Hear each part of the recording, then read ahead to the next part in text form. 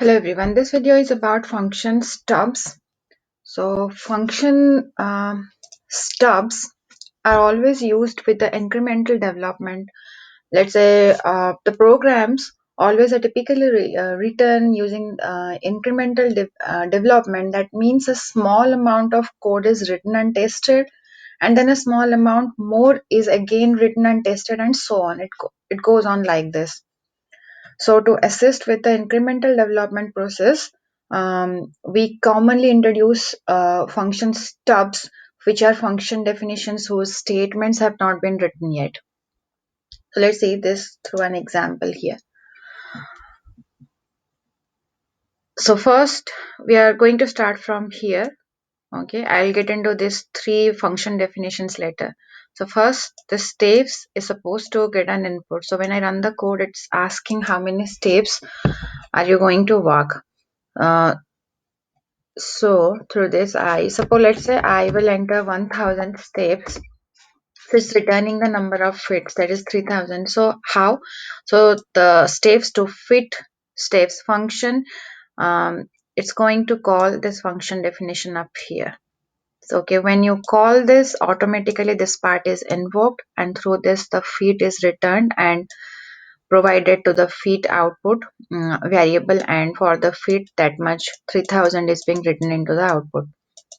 Now let's do one thing. I have two more function definition steps to calories and num steps, and I have a pass. So here, why do we use pass? So it's one approach to use the pass keyword that performs no operation except to act as a placeholder for a required statement. That means we don't have any statements up here.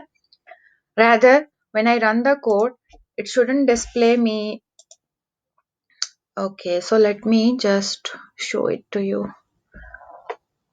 Okay, so we don't want to call this method, just only this. I want to print the calories. So from this, I'm going to implement the steps to calories steps method up here, the function, and then I have a pass statement up here. So let's see what happens when I try to execute this statement. Now it's asking, I just entered 1000 number of steps.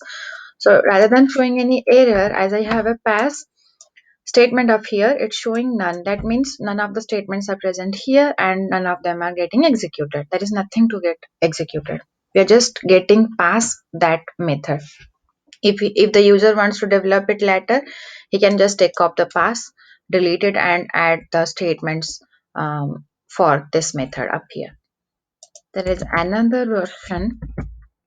Okay, let's say I want to invoke add two numbers this time, which should implement this method up here, and it's going to show one error because here I have used the raised not implemented error.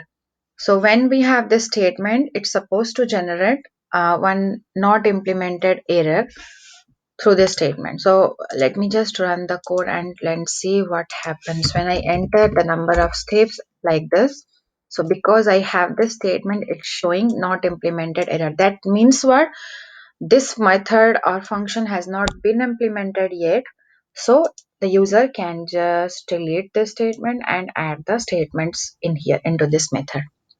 So this concept is called function stubs, which helps in incremental development of programs.